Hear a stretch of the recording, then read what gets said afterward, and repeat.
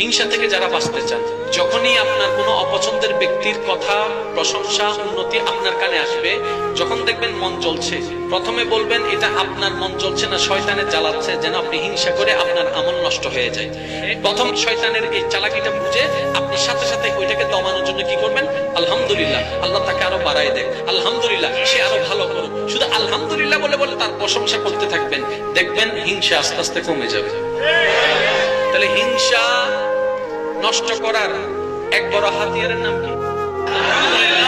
যাকে আপনি দেখতে পারেন না, যার কথা শুনলে আপনার মন জ্বলে, যার প্রশংসা শুনলে আপনার মনে ব্যথা লাগে, অনুভব হয়, আজকে থেকে একটা কাজ করবেন, শুধু তার ব্যাপারে কোনো কথা আসলে, সে আপনার সামনে আসলে শুধু আলহামদুলিল্লাহ বলতে থাকবেন, আলহামদুলিল্লাহ বলতে থাকবেন, মন চাক কিংবা না চাক শুধু বলতে থাকবেন, বলতে থাকবেন। একদিন দেখবেন আপনি জয় হয়ে গিয়েছেন, কারণ আপনি রহমানের বান্দা।